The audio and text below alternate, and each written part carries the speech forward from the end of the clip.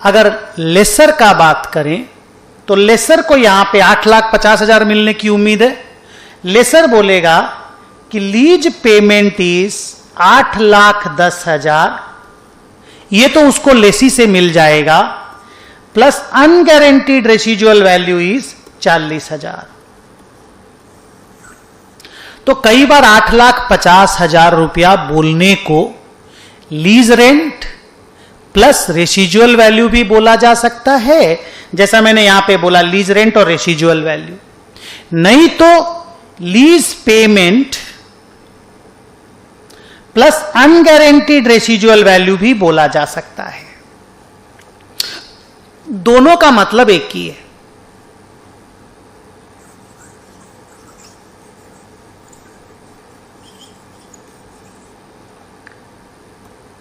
Now if the lease is a finance lease, lessor निकालेगा interest rate implicit in the lease. कैसे? Lease rent और residual value जिसका total amount है 8,50,000 इन my example. Asset का आज के दिन का फेयर वैल्यू कितना है, market price of the asset, और इनिशियल डायरेक्ट कॉस्ट लेसर का कितना लग रहा है। मान लो असेट का आज के दिन का फेयर वैल्यू है 5 lakh. Market price fair value पता करना है, इंड एस 113 से पता चल जाएगा। और मान लो इस पूरे एपिसोड में लेसर का इनिशियल डायरेक्ट कॉस्ट लगा 70,000, तो अपने लोग ये बोलेंगे कि 5,70,000 रुपया के अगेंस्ट में, रिपीट, 5,70,000 रुपया के अगेंस्ट में लेसर इज गेटिंग 8,50,000 रुपया। 5 लाख रुपया is the current fair value of the asset. मान लीजिए लेसर अभी अभी असेट को खरीद के ला रहा है और लीज पे लगा रहा है, नया ताजा असेट है, तब तो 5 लाख में खरीदना पड़ेगा ना। So that is the fair value of the asset, that is his investment. अगर पुरानी असेट भी उसके पास पड़ी है खरीदी हुई, तो आज के दिन तो वो 5 लाख की है ना जी, तो चाहेगा ना मेरा 5 लाख के हिसाब से रेंट मिले।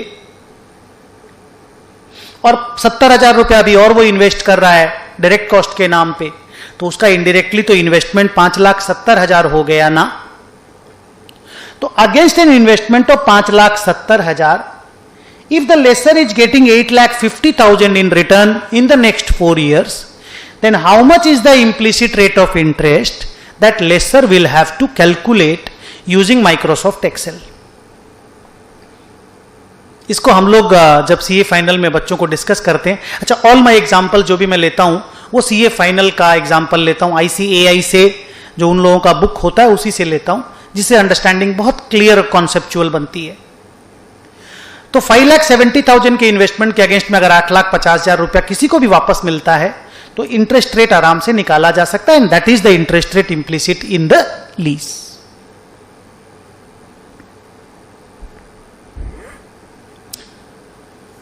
Interest rate implicit in the lease कैसे निकाला जाता है वही लिखा हुआ है। गारंटीड अनगारंटीड रेसिजुअल वैल्यू का डिस्कशन मैंने कर दिया। फिनांस लीज, ऑपरेटिंग लीज के बारे में मैंने बता दिया। Now comes the accounting process, beautiful accounting process. First leg of discussion करके आज की क्लास खत्म करूंगा। मान लो यही वाला एग्जांपल लेता हूं, ready? What lessor will do, lessor का बुक्स का अकाउंटिंग है। What lessor will do if the lease is a finance lease, और ये असेट उसकी बुक में ऑलरेडी लिखी हुई है, तो इस असेट का एक कैरिंग अमाउंट जरूर होगा। See, the asset is an old asset and it is lying in the balance sheet of the lessor. End S 116 बोलता है कि इस असेट को सेल मान लो कि ये सेल हो गया। Derecognise this asset from your books and recognise a financial asset in your books. Financial asset को अपनी बुक्स में लिखो, रियल असेट को बुक से हटाओ, बिकॉज आपने असेट बेच दिया है, बदले में आपके बुक्स में डेटर आ गया है। और वो डेटर आपको 8,50,000 रुपया देगा। वही 8,50,000 पुराना एग्जाम्पल बोल रहा हूं मैं। तो remove the real asset from your books, record a financial asset in your books, and whatever difference comes, send it to profit and loss account. I'll be showing you with the example, with a new example. अब the question came कि financial asset को कितना रुपया में record करें, at which amount? The answer was present value of lease payment plus unguaranteed residual value. 8,50,000 है ये, lease payment 8,10,000 और अनगारंटीड रेसिजुअल वैल्यू 40,000। इसको 8,00,000 प्लस 50,000 भी बोल सकते हो। In that case lease rent plus residual value. इसका प्रेजेंट वैल्यू निकाल लो। ओ सर, फ्यूचर में जो पैसा उसको मिलने वाला है, फ्यूचर कैश फ्लो का पीवी निकाल रहे हो आप, तो सर वैसे ही तो fair value of the asset liability हम लोग नॉर्मली भी प्रोफेशनल लोग निकालते हैं। Yes, true. और वो जितना भी आएगा उतना रुपया से फिनेंशियल असेट को रिकॉर्ड कर लो, और जो रियल असेट आपके पास बुक्स में था प्लांट एंड मशीनरी उसको रिमूव कर दो। So the journal entry will be financial asset account debit to that plant and machinery account, and if there is any difference send it to profit and loss account. मान लो carrying amount of the real asset was 4,20,000, say it was already recorded in the books, and present value of lease payment and unguaranteed residual value is say 5,70,000, any amount। तो 570 पे आप लिखोगे financial asset को और real asset को credit कर दोगे, difference will go to profit and loss account. Let me show you with the example. Check this. Carrying amount of the asset 3,30,000, fair value of the asset 3,70,000। आज के दिन market में दाम है 370, लेकिन मेरी बैलेंस शीट में 3,30,000 है। हम इस 3,30,000 की असेट को बेचने वाले हैं और इनडायरेक्टली हमको 3,70,000 मिलने वाला है, समझ लो। इनडायरेक्टली मेरे को 40,000 का प्रॉफिट होने वाला है। Let us see. Lease rent 1,10,000 rupees per annum, tenure 5 years, initial direct cost जो मेरा लग रहा है 47,000, इंटरेस्ट रेट इंप्लिसिट 10% मैंने निकाल रखा है। एक बार रिवाइज करता हूं, इंटरेस्ट रेट इंप्लिसिट कैसे निकला होगा, कैसे निकला होगा? लीज रेंट और रेसिजुअल वैल्यू। इस क्वेश्चन में रेसिजुअल वैल्यू नहीं है। लीज रेंट कितना रुपया है? 1,10,000 रुपया करके 5 साल। इसको क्या चीज के साथ IRR निकाले होंगे, किसके साथ मैच किए होंगे? असेट के आज के दिन का फेयर वैल्यू और इनिशियल डायरेक्ट कॉस्ट 3,70,000 और 47,000। आज के दिन अगर कोई आदमी असेट खरीदेगा और लीज पे लगाएगा तो उसका 4,17,000 का इन्वेस्टमेंट हो जाएगा। मेरा कमती इन्वेस्टमेंट था, मेरा 3,30,000 है बैलेंस शीट में और 47,000 और लगेगा। अभी अच्छे से देखिएगा आप। तो इन दोनों के बीच में इंटरेस्ट रेट निकलेगा कि नहीं बताओ? माई investment is 417 if I invest it today and I am getting 5,50,000 in 5 years. So am I earning something? Answer is yes, and that is 10%. तो वो मैंने निकाल के रख दिया ताकि टाइम वेस्ट ना हो। सर अब करना क्या है? Answer is derecognise this 330, हटाओ। Make a payment of 47,000 to bank लिखो। Recognise a financial asset which is nothing but lease receivable. कैसे?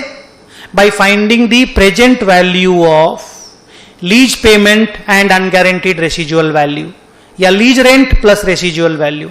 इन this case only lease rent. और प्रेजेंट वैल्यू निकालने के लिए इंटरेस्ट रेट कौन सा यूज करेंगे? Interest rate implicit in the lease जो कि 10% है। तो हम लोग क्या करेंगे?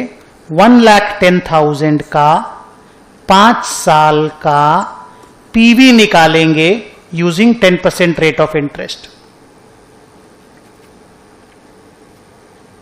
एंड उस अमाउंट पे फिनेंशियल एसेट रिकॉर्ड हो जाएगा which is nothing but present value of future cash flows. देखिए किया हुआ है, present value of future cash flows, lease payment plus unguaranteed residual value. अपने सम में रेसिजुअल वैल्यू नहीं है तो only lease rental. Present value निकाला 46988 आया, राउंड ऑफ कर दिया 4,17,000।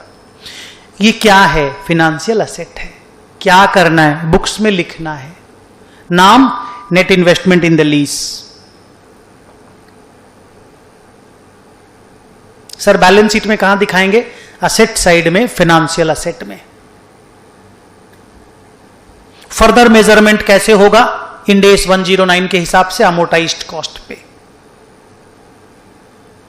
बट 2 मिनट रुक जाओ, पहले इसको कंप्लीट करते हैं ना। सीध जर्नल एंट्री, असेट रिकॉर्ड हो गया 4,17,000 में। Financial asset, name is net investment in the lease.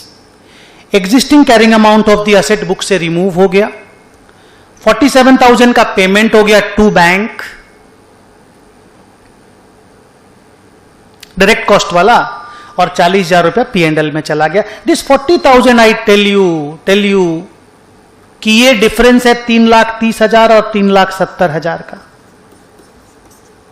See here, asset का WDV 3,30,000 था और असेट का आज का मार्केट प्राइस 3,70,000 था। हमने असेट को बेच दिया, इसीलिए 40,000 का प्रॉफिट हुआ।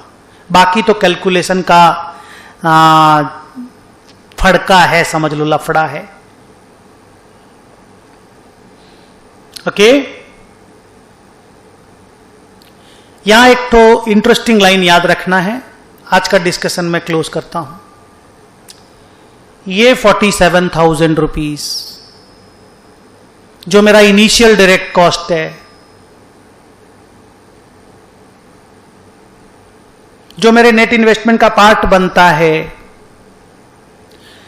अगर lessor, be careful, last line for today, अगर लेसर